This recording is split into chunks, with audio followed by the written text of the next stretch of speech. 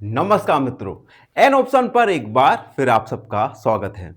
मित्रों, आज की वीडियो काफ़ी इंटरेस्टिंग होने वाली है क्योंकि आज की वीडियो में हम एक्सरसाइज 9.1 का ओवरव्यू करेंगे, जिसमें हम जानेंगे पेरीमीटर और एरिया के बारे में। पेरीमीटर, जिसे हिंदी में परिमाप कहते हैं, एरिया, जिसे हिंदी में क्षेत्रफल कहते हैं। वीडियो में जानेंगे कि किस प्रकार से हम फॉलोइंग फिगर्स का एरिया और पेरीमीटर को फाइंड कर सकते हैं। तो चलिए वीडियो को स्टार्ट करते हैं। सबसे पहले पेरीमीटर यानी परिमाप। Perimeter means the total length of the boundary of a closed figure.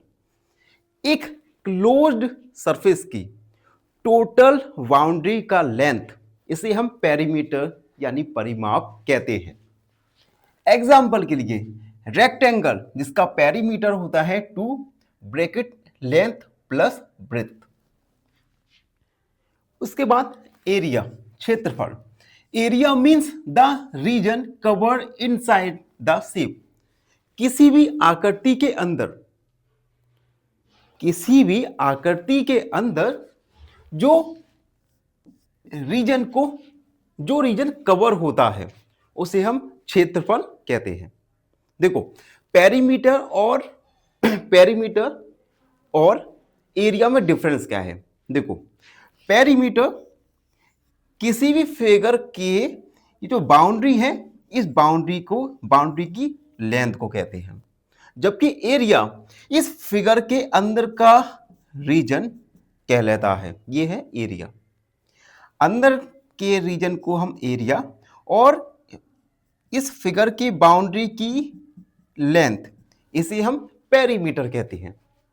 तो पेरीमीटर और क्षेत्रफल में यही एक बेसिक डिफरेंस है जो इन्हें एक दूसरे से अलग बनाता है। अब हम कुछ फॉर्मूलाज जानेंगे पेरीमीटर और एरियाज के, जिनका यूज हम एक्सरसाइज 9.1 9.2 में करने वाले हैं। सबसे पहला रेक्टेंगल। तो सबसे पहले देखो, रेक्टेंगल में अपोजिट साइड्स इक्वल होती हैं।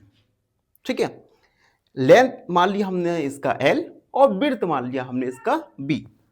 तो पेरीमीटर होगा 2 लेंथ प्लस ब्रेथ, और एरिया होगा इस रेक्टेंगल का L मल्टीप्लाई B, यानी लंबाई गुणा चौड़ाई। उसके बाद स्क्वायर एक ऐसा क्लोज्ड फिगर होता है जिसकी चारों साइड इक्वल होती है। तो हमने एक स्क्वायर ड्रॉ किया और माना इस स्क्वायर की साइड्स L है, तो पेरीमीटर हो जाएगा 4 मल्टीप्लाई साइड। हम इसे 4 मल्टीप्लाई लेंथ भी कह सकते हैं। उसके बाद एरिया हो जाएगा स्क्वायर का साइड मल्टीप्लाई साइड, यानी लेंथ मल्टीप्लाई लेंथ। तो ये है स्क्वायर का पेरीमीटर और एरिया का फॉर्मूला। अब हम जानेंगे ट्रायंगल। देखो, ये बना है हमने ट्रायंगल। ठीक है, ट्रायंगल में ये बेस है और ये हाइट है। हाइट बेस के परपेंडिकुलर है। तो पेरीमीटर होगा सम ऑफ ऑल साइड, इन सभी साइड का सम, ये पेरीमीटर होगा। उसके बाद एरिया 1/2 बेस मल्टीप्लाई हाइट, इसे हम 1/2 B मल्टीप्लाई एच भी लिख सकते हैं। अब पैरेललोग्राम।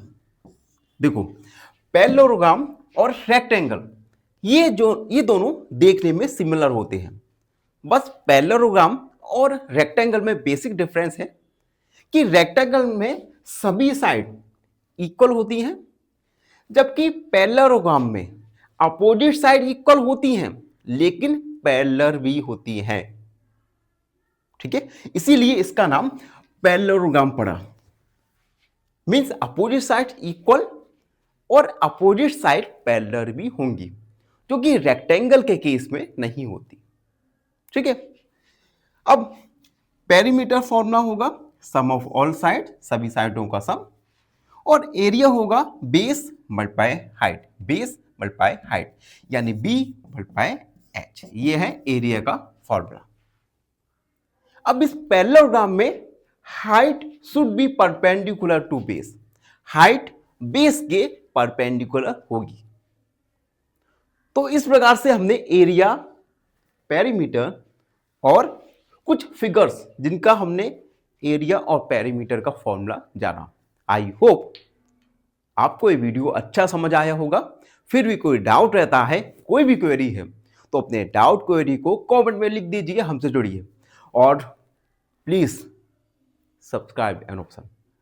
धन्यवाद। हमेशा फाइनली एक क्वेश्चन पूछूंगा आपसे। क्वेश्चन है perimeter of rectangle is 50 centimetre, length is 15 centimetre, then breadth is equal to option A 5 centimetre, option B 10 centimetre या ऑप्शन सी 20 सेंटीमीटर। इस क्वेश्चन का आंसर कमेंट सेक्शन में जरूर लिखिए। बने रहिए हमारे साथ एन ऑप्शन पर। धन्यवाद।